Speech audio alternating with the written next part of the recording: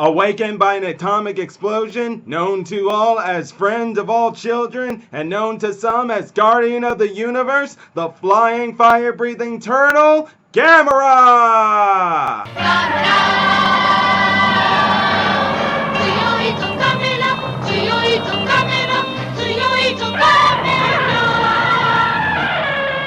What's up, YouTubers of the world? MegaGeekMixer here with my first video to one of the future projects I told you about in my previous videos, and this one it is review on the Gamera franchise. That's right, guys, I've finally gotten my chance to get into the Gamera franchise, and now I'm ready to bring to you guys my first review of the very first movie that ever kicked it off, that being Gamera The Giant Monster. But before I go into it, as I said, guys, I had never gotten a chance to get into the Gamera franchise just because I never got my chance. But finally, I have my chance. I went into this with an open mind. Even though I know that he was supposed to be a rival to Godzilla, I looked at it nothing like a Godzilla movie. Went into it open-minded. And must I say, guys, for the first introduction of it, it does it pretty good. It gets off to a good start. Not that I'm saying that it's completely good like the first Godzilla movie, but sorry, I did say I wasn't going to compare it, but I just wanted to put that out there. In other words, I'm just saying that with what the introduction gave us here, it had some good stuff, but there was just some things in there that made it kind of be brought down. Not too bad, might I add. As a matter of fact, if I were to give this video a score, I mean that first movie a score, I give it a 7 out of 10. Meaning it was good, there was just some things in it that kind of brought it down.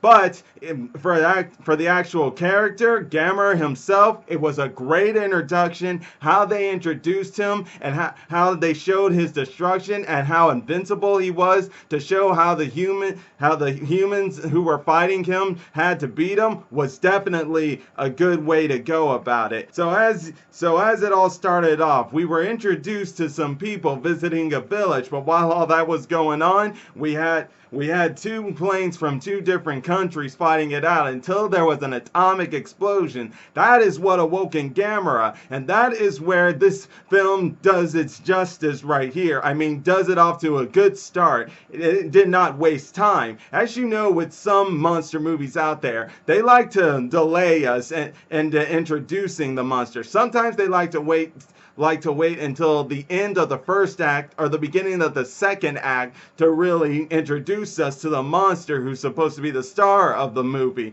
But here, no, they decided to not waste time. Oh, and I also forgot to mention, Gamera was created by Dai Motion Pictures. And I do apologize, I should have mentioned that earlier. But I just wanted to put that out there. Either way, what Dai Motion Pictures did here and not wasting time in introducing it us to Gamera at the very beginning of the film is what actually helps this film. They wanted to show that they're not going to waste time. We want you to see what this monster is, what he looks like, and some of what he can do at the beginning. Because right off the bat, he attacks a ship and shows us that he can breathe fire. And then after a while, it went into more of the human plot, but I'm going to get into that here soon. We're actually talking about Gamera here, and finally, when he did resurface and stuff, once again, he showed us exactly how powerful and destructive he is, especially when one of the main characters of the plot, by the name of Dr. Hidaki, was thinking that he would have died from the radiation of the atomic explosion, but he soon found out, as the world found out, that that's not the case. This monster can withstand the atomic explosion and nuclear radiation and everything. If anything, he can actually feed off of it. Yes, he can actually feed off of it, as well as plutonium and stuff.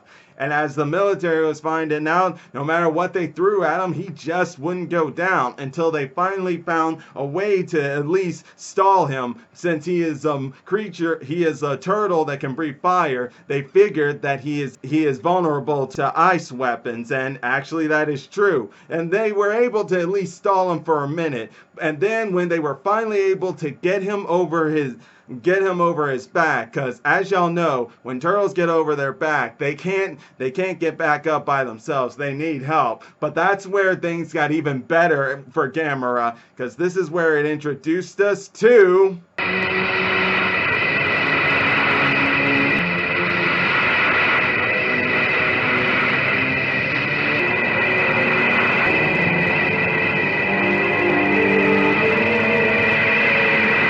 That's right, guys. He can actually not only just go in his shell, but actually fly. Yes, when he's in his shell, he can start spinning around or shoot jets out of his hole, out of the holes from his arms and legs to be able to fly around. That he looks like a flying saucer. And when you see the images and picture shots they made of that, I love the effects they had back in the time to make it show that it did look like a flying saucer, because that's exactly what they thought Gamera was at first. Because at first, in the earlier part of the film, he showed up in his flying around in his shell that people thought it was a flying saucer. I love that right there. That's what really started to show how special this monster is, because in folklores from the village, they had a rock that showed a drawing of Gamera, and in that drawing it looked like they had carvings of waves, but they were actually at the sky to let people know that Gamera can actually fly around. And boy, that's what really took me by surprise. But let's continue to move on in the fact that after learning of that and knowing that they can't use nuclear weapons or anything, that's when the people decided to use a plan to finally bring him down by using a plan known as the Z plan, which when finally activated showed us that it was designed to capture Gamera in what looks like a giant incubated egg and shoot him off into space where they hope he would stay forever. And that is how they defeated him. And that's exactly the introduction of Gamera. And guys, like I said, the destruction he brought along in the city, showing how invincible he was and being able to surprise them with how he's able to fly, was pure genius there. And as I said, there's not much to the human plot other than the fact that we got Dr. Hidaki.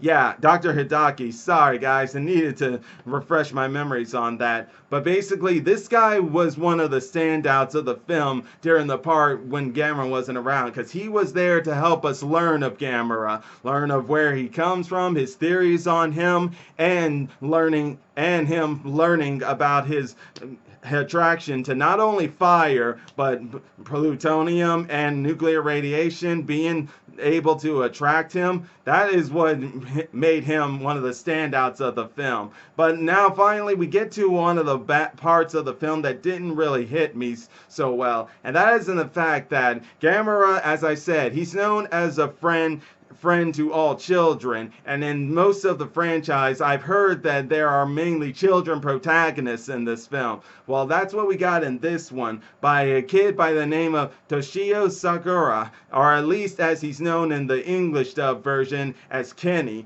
And really, unfortunately, this kid right here, he brings the film down because he's very simple, got one simple thing in mind, and that's he's having an obsession with turtles and stuff, but that's not what it is. It's in the fact that when Gamera saved his life, all we ever kept hearing from him as the plot went on was saying, no, Gamera's good, Gamera's good. I mean, don't get me wrong, I understand he's a kid, but unfortunately that just didn't help the plot. And with how he just kept going into danger and actually getting into the spots where even Gamera might accidentally kill him is what really brought the film down on that side. But not enough to make me be like, this movie sucks. No, it just brought it down to where I told you guys, I give that a 7 out of 10. But still, a great movie nonetheless, and a great way to introduce Gamera to show how powerful he is, and why, and in the sense that you could say, yes, Dai Motion Pictures made an accomplished film with him rivaling Godzilla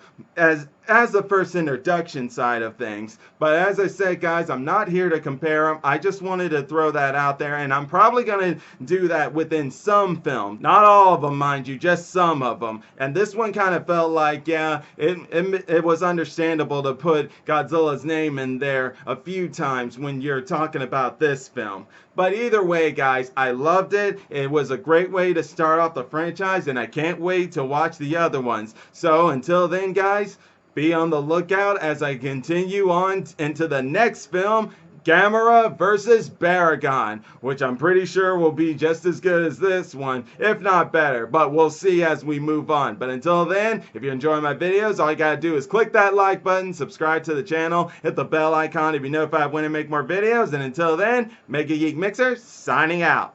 Bye!